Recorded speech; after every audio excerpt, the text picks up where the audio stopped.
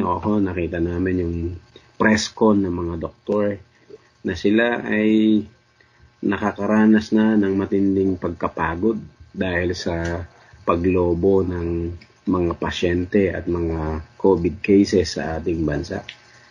Nakakalungkot dahil kung sila ay ganito na ang nararamdaman dahil sa dami ng pasyente at bukod pa doon, tila na hindi maayos na pagsuporta ng programa ng ating gobyerno ayon sa kanila. Syempre, posible na sila mismo ay umatras dahil nababurnout na sila, no? O kaya ay huminto sa kanilang mga paggawa.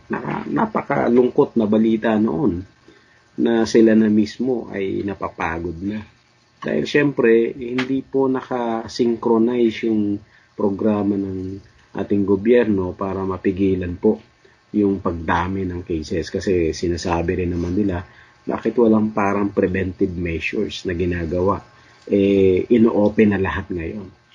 So, nakakalungkot yan na punong-puno yung ating panahon ng sobrang discouraging news.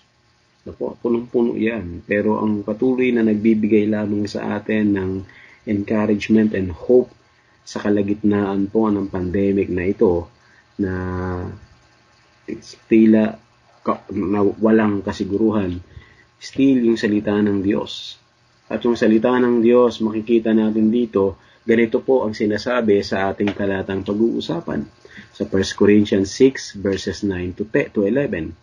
Do you know that the unrighteous will not inherit the kingdom of God? Do not be deceived, neither fornicators, nor idolaters, nor adulterers, nor homosexuals, nor sodomites, nor thieves, nor covetous, nor drunkards, nor revilers, nor extortioners will inherit the kingdom of God. And such were some of you, but you were washed, but you were sanctified, but you were justified in the name of the Lord Jesus and by the Spirit of God. Okay, so yan yung ating tatalakayin matapos na ang mga niligtas ng Panginoon noong una pa lamang na sila'y kinilala ng Panginoon at sila ay itinalaga, sila'y tinawag, sila'y isinilang na muli at sa pagkasilang nilang muli and so on. Narito na tayo ngayon, sila ay pinapaging banal. Sanctification. Ang iglesia ay tinawag ng Diyos na bilang mga banal, mga saints. Sila ay mga pinabanal. At dito rin natin makikita na ito ay napakahalaga na kalagayan ng mananampalataya. So, meron pong phases of salvation, yung concerning po sa sanctification. May tinatawag po na positional sanctification, and then ikalawa ay yung progressive sanctification. Ito positional sanctification na ito po yung ating kondisyon sa harapan ng Diyos.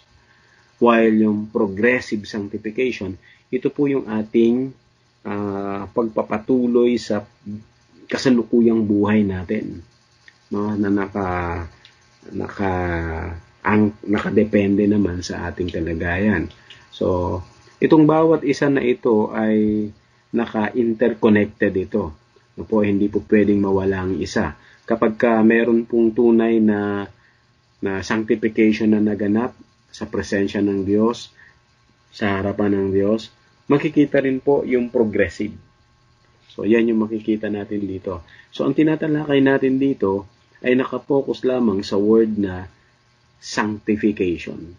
So, yung sanctification, mga kapatid, ito ay positional, no, na sanctification at saka progressive. Pero sa ngayon, ang kukunin lang muna natin yung tinatawag na positional sanctification. Doctrinal yung pinag-aaralan natin, may kinalaman po sa order of salvation. Yan yung tema natin. No? Yung ating pinaka-topic is the sanctification. Ito pong sanctification na ito ay sa Tagalog ay yung pagpapabanal, no po, o pinabanal ng Diyos. So, anong ibig sabihin ng sanctification na ito? Itong sanctification na ito na positional sanctification, ito po mga kapatid ay may mga naka-involve dito. So, okay. Nung ang isang makasalanan na sila ay iniligtas ng Diyos at sila ay inaring ganap, sila po ay pinabanal ng Diyos. Yan po yung ating summary niyan. Pinabanal ng Diyos. Yung mga makasalanan na iniligtas ng Diyos na inaring ganap, sila po ay pinabanal ng Diyos. Itong pagbabanal na ito, dalawang phases nga na makikita natin. Of course, may mga karagdagan pa. Pero yan yung pinaka-highlights niyan.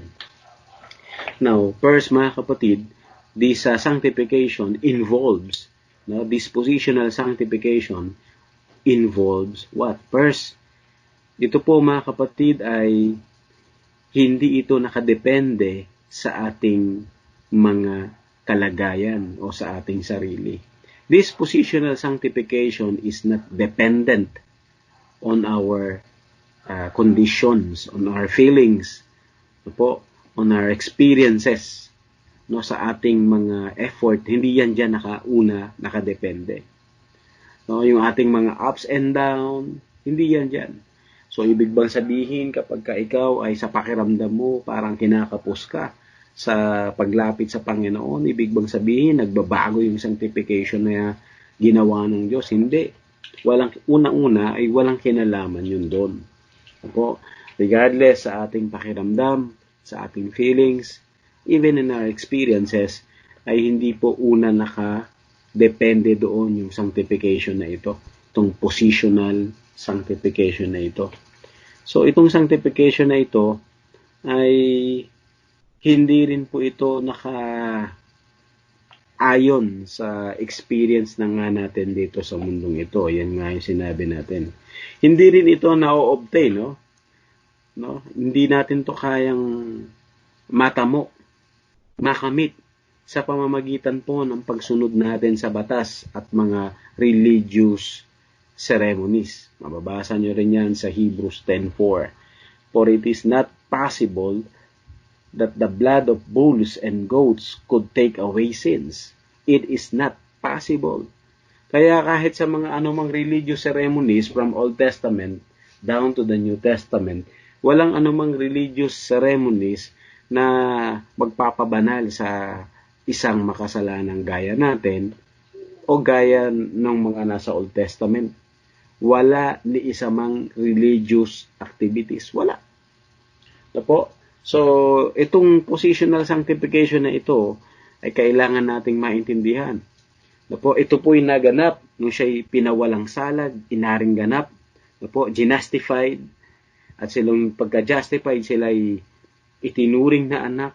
Nangyari rin po at the same time siya'y justified, siya po ay sanctified. Now, the word sanctified dyan, makikita natin na ito ay past tense. Now, this, pangalawa mga kapatid, positional sanctification, ito po ay gawa lamang ng Diyos. Gawa lamang ng Diyos. Positional sanctification is the work of God alone, whereby He sets us apart and consider us holy in His eyes. Yan po yung ibig sabihin ng sanctified. He sets us apart, inihiwalay tayo, and consider us holy in His eyes. So yan po yung the word na sanctified yan. So God raised us up with Christ and seated us with Him in heavenly realms in Christ Jesus. Binanggit po yan sa Ephesians 2:6. Pero dito po sa pinag-aaralan natin sa 1 Corinthians 6:11, yung sinabi dyan, but you were sanctified. But you were sanctified. But you were justified in the name of the Lord Jesus and by the Spirit of our God. So, yan po yung maliwanag na word dyan ay past tense, sanctified. Ibig sabihin, tapos na. So, may nangyari na. Yan din po yung tinatawag na definitive sanctification. Once and for all and complete. So, yan po yung makikita natin. Kaya ang Biblia minsan malalim talaga siya. Although may binabanggit po na past tense, pero sa ibang mga talata may makikita tayo na perfect tense. So, ongoing pa rin. Yan, sa susunod makikita natin yan. So dito mga kapatid, mababasa nyo rin sa Jude 1:1. Ganito pagkasabi, Jude, a bondservant of Jesus Christ and brother of James, to those who are called, sanctified by God, the Father, and preserved in Jesus Christ. So, yung sanctification na ito, mga kapatid, ay complete and finish. Yan po yung positional sanctification. So, kapag pinag-usapan po yung sanctification, isa na maiisip nyong branch nito ay positional, complete agad ito. Kaya complete, mga kapatid, yung isang tao na sumampalataya, bagamat siya'y nasa cross at nakapako, ang sabi ng Panginoon sa kanya, today, you will be with me in paradise. Kasi yung kanyang sanctification doon, complete yun eh. Okay po? So, yun ay positional sanctification. So, from being sinners, deserving God's wrath to the position of to the position of beloved children of the Father, and became perfect in His eyes. Po, in His eyes. Although conditionally, mga kapatid, o sa ating subjectively na kalagayan, alam natin hindi tayo perfect, no, yung sa ating subjective na kalagayan, pero objectively na kalagayan sa harapan ng Diyos, in His eyes, through the Lord Jesus Christ, we are perfect. Yan po yung makikita natin. So, positional yun, ha? Kaya hindi mo pwedeng panghawakan, ha? So, kung perfect na pala ako, so ibig sabihin wala na pala akong kailangan. Hindi ho yun ganun. Po, wala tayong kinalaman doon sa positional sanctification na yun kasi ang Diyos ang may gawa lamang noon sa pamamagitan ng Ebanghelyo ni Kristo sa ating buhay. Kaya wala tayong contribution doon. No po? So, God's special possession, 1 Peter 2:9. And now, tayo ay isinilang na isang bagong nilalang na mula sa pagkamatay o kamatayan sa kasalanan, tayo ngayon ay kanya ng pag-aari. So, yan po yung maliwanag dyan. So, tayo ay kabilang sa isang bagong nilalang. So, Galatians 5:17. So, yan yung positional sanctification na gawa lamang ng Diyos. Po, lagi po ito sa pamamagitan ni Christ. Mamaya makikita natin yan. And thirdly, mga kapatid, this positional sanctification also involved in one-time act of the Holy Spirit. Po, one-time act of the Holy Spirit. Ito po ay para sa lahat ng mga, take note, tunay na believers. Tunay na mananampalataya. Na ang Diyos ang siyang pumili. So kapag ka po ang isang tunay na mananampalataya, ay ang Diyos ang tumawag, nangyari sa kanyang buhay yon, yung pagpapabanal ng Diyos. Ito po ay magpapatuloy ito. Pumapasok na yung progressive, pero hindi pa natin yan matatouch ngayon. So, sanctified, ibig sabihin, complete na agad before the Lord's eyes. So, maliwanag yan. Past tense yan. To be sanctified is to be set apart. Pinaliwanag ko na sa inyo kanina. Ibig sabihin, ibinukod siya ng Diyos. Ibinukod tangi. Kaya siya ay set apart. Ibig sabihin, siya po ay natatangi na inihiwalay ng Diyos mula doon sa mga makasalanan. At siya ay nasa pag-aari na ng Diyos. Kumbaga, di ba pagka binili, binili ko na yan, i-reserve mo na sa akin yan. Binayaran na, i-reserve na. Naka-set apart na yon. Oh, ba't nandyan pa yan? Hindi, nabili na yan. Hindi mo na pwedeng bilhin yan. Kasi bayad na yan. Yun yun. So, bagamat nandun pa, no, hindi pa kinukuha, bagamat nandito pa tayo sa mundong ito, pero bayad na. So, ganun yan, mga kapatid. Complete na yan. Di na pwedeng galawin yan. Napo? Kasi redeemed by the blood of Christ. So, yan po yan. Makikita natin. So, by the works of the Holy Spirit, napo, at the moment of salvation, nandoon na po yung pagsama sa atin ng banal na Espiritu. So, ang isang sinangtified, siya po ay pinananahanan ng banal na Espiritu. Nandun na po yung pagsama niya. Makikita niyo yan Romans 8:9. Romans 8:14. Kasi sinangtified na siya. Kung hindi pa tayo sinangtified, wala yung pagsama ng banal na Espiritu because the Holy Spirit and sin cannot go together in the same place at the same time. Hindi sila po pwede magsama. Kaya sila ay laging magkahiwalay. Kaya kung hinihiwalay na ito ng Panginoon, kasamahan na yon ng banal na Espiritu at hindi na siya po pwede pang ma-pollute muli ng kasalanan nung dating pagka-pollute. O napupollute siya subjectively, pero sa harapan ng Diyos, hindi na yun mababahiran. Magpapatuloy na yun. Kaya dapat makita rin natin yung dalawang angle na yun. Ano? Hindi po pwedeng isa lang. Dalawa yun. Pero next na yung pangalawa. Kasi yung iba, mga kapatid, ang tinitignan lang, positional. Kaya pag tinignan lang yung positional, magkakaproblema sila sa kanilang progressive sanctification. Kaya ang nangyayari doon, example, ES, yung eternal security, ang tinitignan lang nila, yung positional, dahil ligtas na yan. So kahit magkasala yan, ligtas yan. Yun yung iniisip nila. Ang totoo, yung mga tunay na pinabanal ng Diyos, hindi na sila magpapatuloy sa kasalanan. So ibig sabihin, makikita sa kanilang buhay yung progressive sanctification. Yun yung susunod nun. Kaya hindi tayo once saved, forever saved. Hindi tayo yun. Ang sa atin, mga kapatid, na pinangahawakan natin is the perseverance of the saints. Yung perseverance dun sa holiness. Na dahil tayo ay positionally sinangtified at tayo ay magpipersevere sa holiness.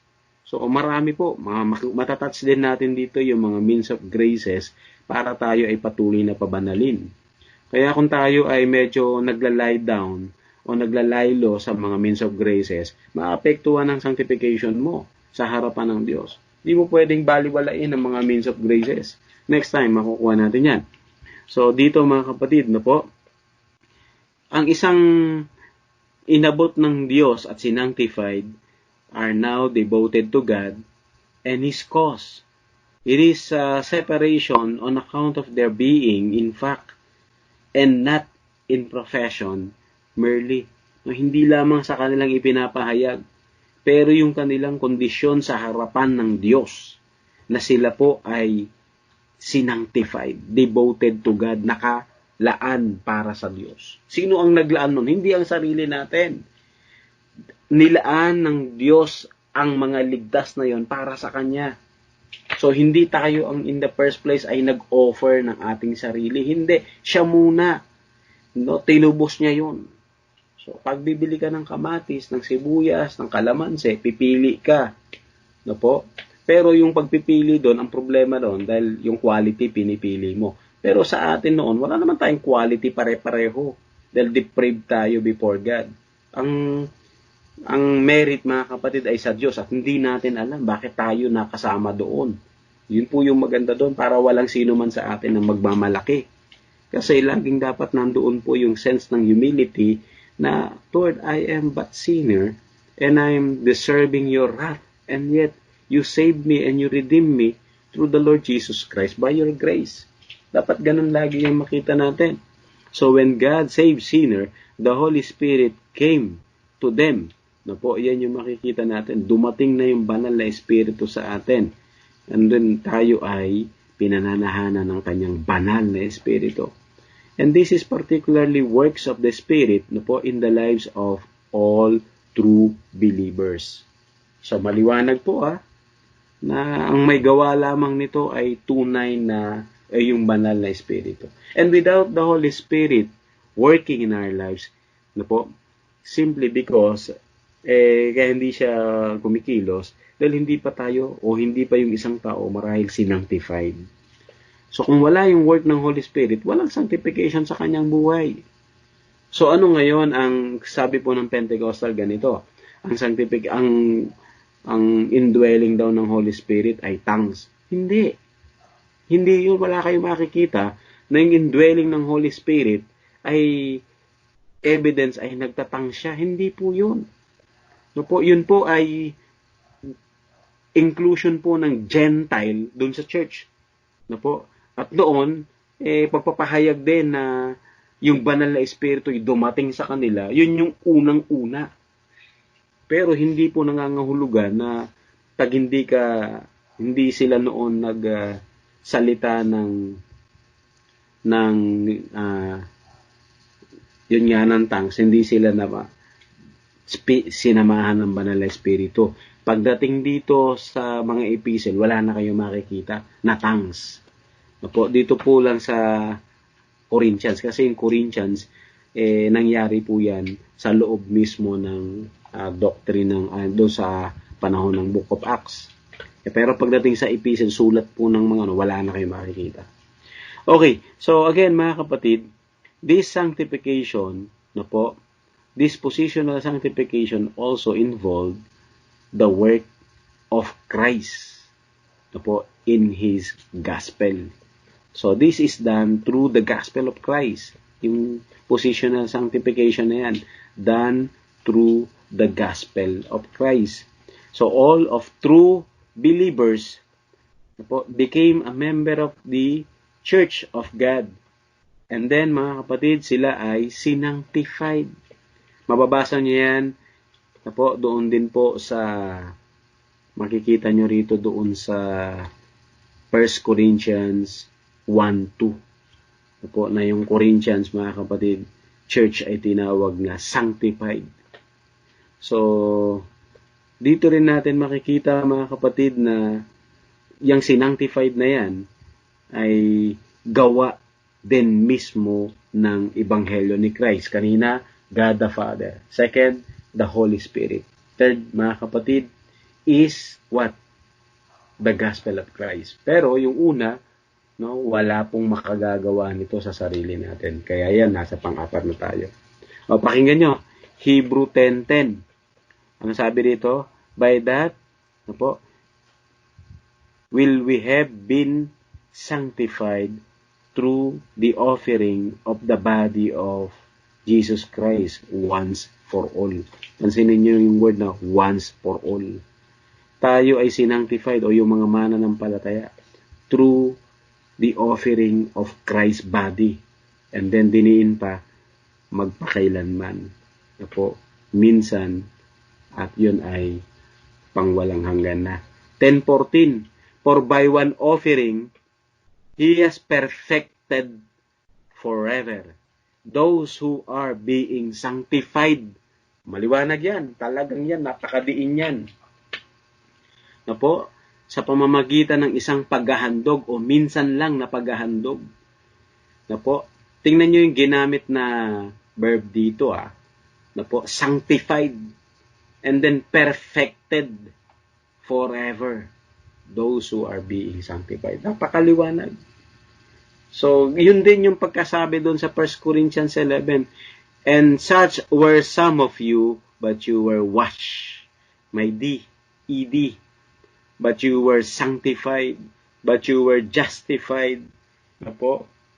In the name of the Lord Jesus Christ, by the Spirit of our God. Talagang magkasama Hindi natin po pwedeng i-dismantle yung Trinity sa kanilang work of salvation. Nandoon yung kanilang cooperation to one another to accomplish the doctrine of salvation. So, eto pa, pakinggan natin. Hebrews 9:14. And how much more shall the blood of Christ and through the eternal Spirit offered Himself without spot to God. Pansinin nyo, Trinity ito. Napakatindi niyan. No po? Cleanse your conscience from dead works to serve the living God. So, makikita nyo, no, yung blood ni Christ. Sino po ang nag-apply noon o gumamit noon para mapawalang sala yung makasalanang gaya natin? Through the eternal Spirit. No po? At saan inoffer yon? No? Sa God. Without spot. No? Sa Father. Kaya ayan yung makikita natin. O verse 15 ng Hebrew 9. And for this reason, He is the mediator of the new covenant by means of death, for the redemption of the transgression under the first covenant, that those who are called may receive the promise of eternal inheritance. Kaya napakaliwanag, mga kapatid, na talagang yung sanctification na yon, mga kapatid, no, connected yon sa covenant work ng Panginoon. And without the sense of covenant work, mga kapatid, impossible yung sanctification. Kaya yung mga ibinilang ng Diyos sa kanyang tipan, yun po ay yung mga kanyang sinasanctified. So yung mga sinanctified, nakapaloob sila sa tipan ng Diyos na pinag-aralan natin. So yan po yung maliwanag. Again, mga kapatid, yun ay napangyari sa pamamagitan ni Yesu Kristo nang nag-offer ng kanyang sarili. Kaya nga sa 9:22 ng Hebrews, ano pang sinabi? And according to the law, almost all things are purified with blood. And without shedding of blood, there is no remission of sins. Of course, to those who are made holy, this does not refer to the profession of holiness, but implies that they were in fact holy positionally. Positionally po. So, our new position na po, before God, are holy. Ibig sabihin, yung gawa ni Jesus Christ na Ebanghelyo and Holy Spirit, perfect yon. Na po, ganap yon upang ang isang tao ay iligtas. Sa anumang pagkakataon na siya ay mamatay, na po, sa kalooban ng Diyos, ligtas siya. No, hindi na kinakailangan na kukumpletuhin ko muna yung kaligtasan. Walang ganon. No po, hindi ka pa naging miyembro ng iglesia eh. No, walang ganon.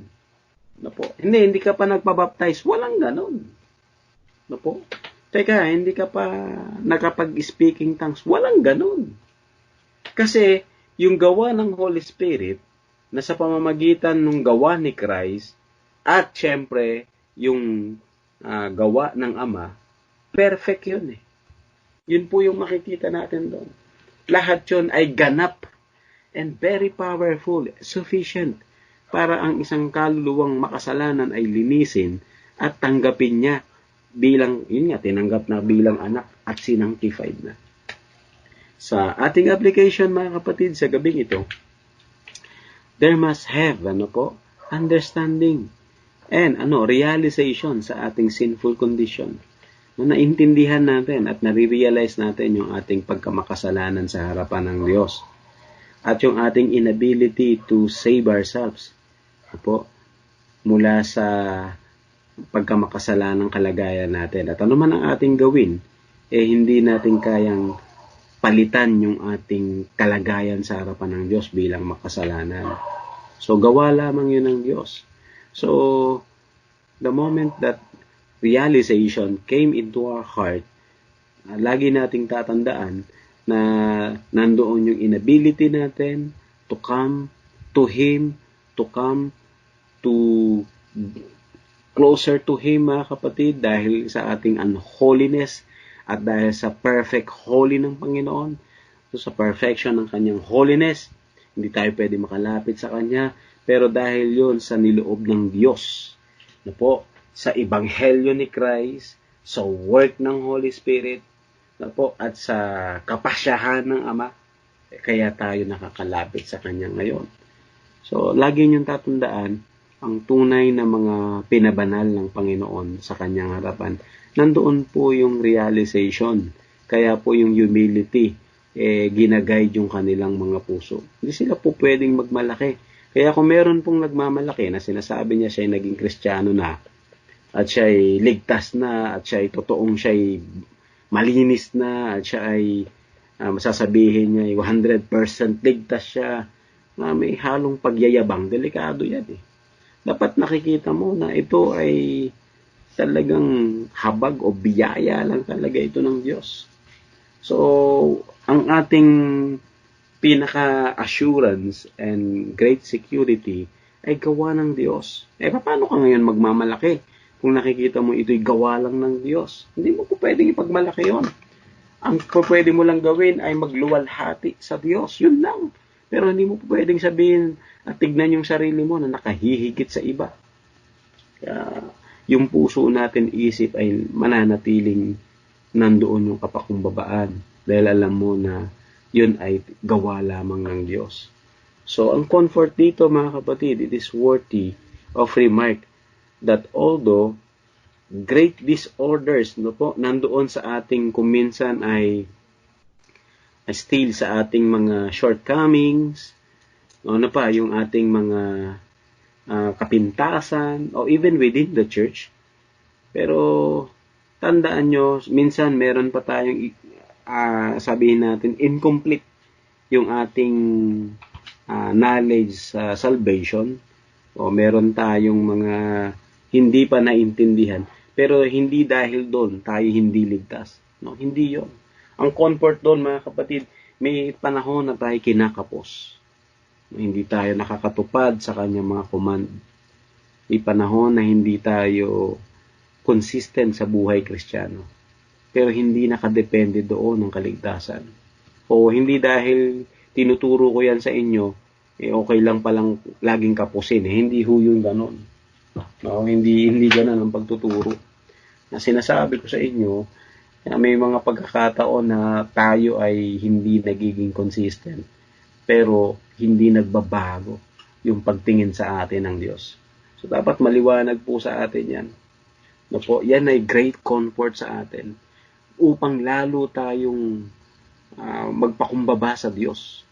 Dahil yung ginawa ng Diyos ay hindi natin po pwedeng baguhin pa. So our position before God has been changed forever. No, nabago na talaga yon, from sinner to saint. Talagang forever po yon. No po, no longer dead in trespasses. Hindi na tayo patay. No po, dahil sa kasalanan. At tayo binuhay na kay Kristo.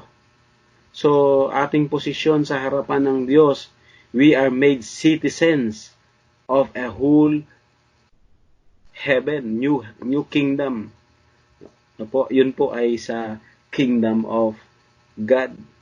No po, at tayo ay inalis na mula doon sa pagkaalipin sa kasalanan. At tayo ngayon ay nasa kaliwanagan na, di ba? Mula sa kadiliman, inilipat sa kaliwanagan. Yan po yung sinabi ni Pedro. At ang kaligtasang ito, mga kapatid, is in an act of Holy Spirit. No po? Kaya ang mga mananampalataya ay meron na silang bagong kalagayan sa harapan ng Panginoon. Mula dati ay naligaw, pero ngayon ay kinatagpo tayo ng Diyos. No po? So, tayo mga kapatid ay hindi na kahit kailanman po pwedeng i-unsave. No po? O ng ating sarili. Tayong mga iniligtas ng Diyos, mananatili po yung kaligtasan na yun dahil yun yung posisyon nun. No po? So, we are kept in the position of beloved for the rest of our lives and throughout eternity.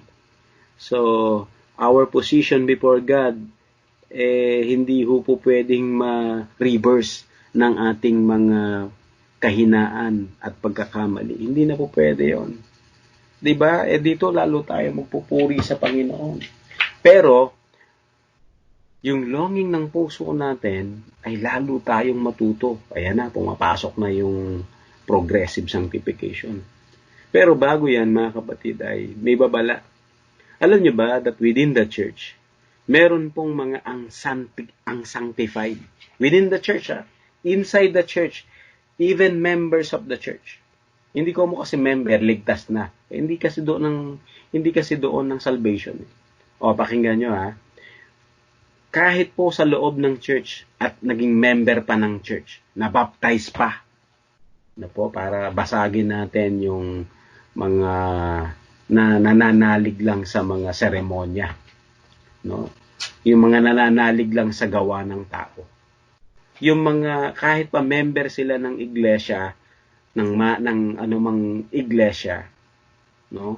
Kahit pa sa atin, kahit pa sa ang iglesia, no po, kung ang buhay niya ay unsanctified, ibig sabihin hindi na bago, hindi na pabanal, no po, unregenerate, hindi siya isinilang na muli, nangangahulugan yan ay unsaved, no? Hindi pa siya ligtas, wala sa kanyang kaligtasan. O, pakinggan nyo, doon sa talata natin, 1 Corinthians 6:8-10. But you do wrong and defraud, and these things to brothers. Do you not know that the unrighteous shall not inherit the kingdom of God? You see that? Sino ang ina-addressan dito? Within the church. Sino itong mga ito?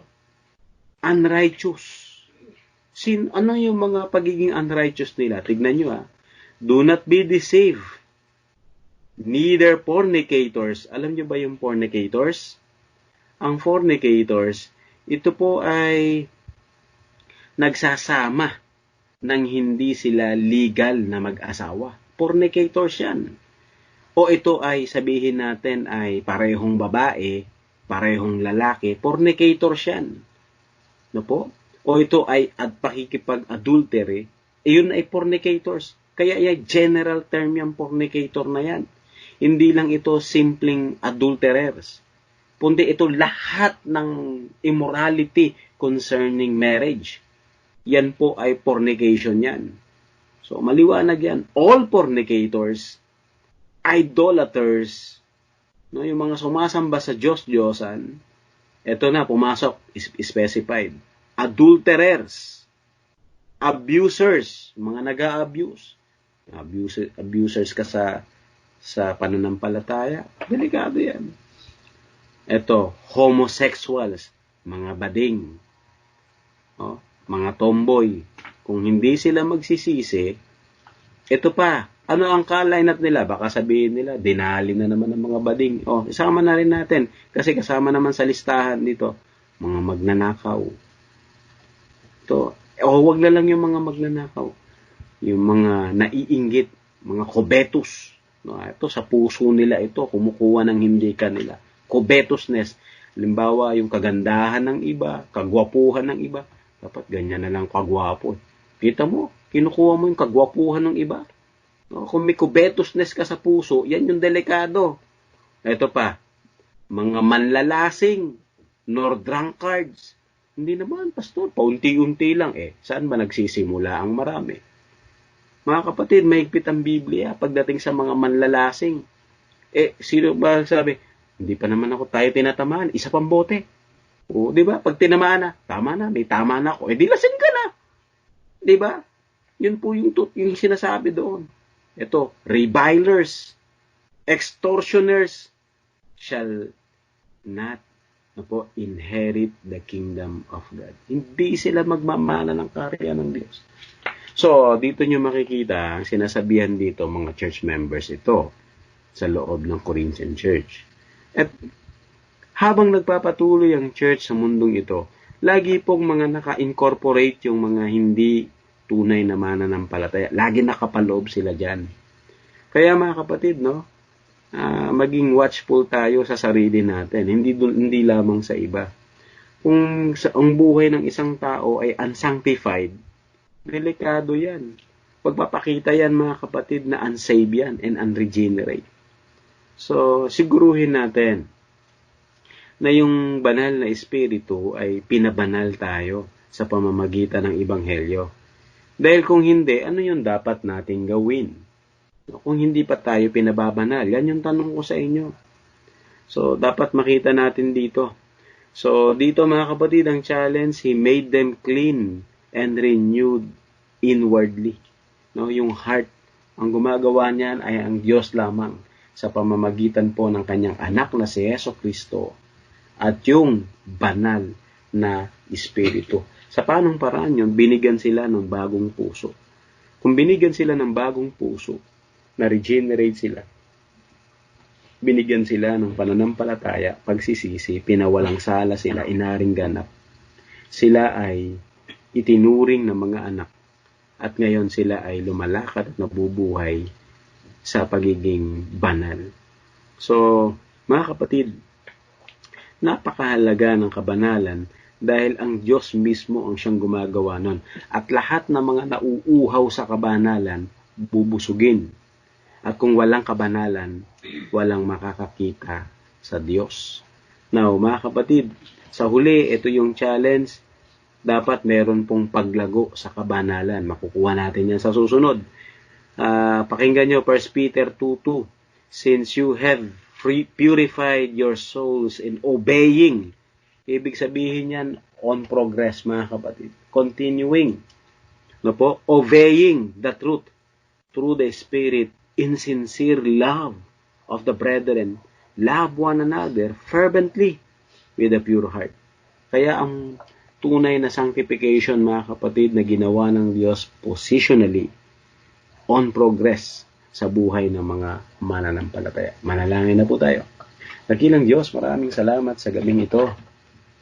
Salamat ang marami sa pagpapaalala na kayo ay kumikilos at gumagawa sa aming buhay. Patawarin niyo kami kung minsan na-overlook namin ang isa sa pinakamahalagang pagkakamarka ng buhay Kristiyano. At ito ay ang kabanalan na siyang major work ng Holy Spirit sa buhay ng dating makasalanan. Tulungan niyo kami, Ama, na yung puso't isip namin ay laging magroon ng malalim na longing for holiness and patuloy na mag-mature sa buhay kabanalan sa pamamagitan ng inyong mga salita, fellowship, at sa marami pang mga itinakda ninyo. Salamat ang marami sa gabing ito. Sa inyo lamang kami lubos nagpupuri, nagpapasalamat, O Diyos, sa ngalan po ni Kristo Jesus. Ito'y aming dalangin. Amen.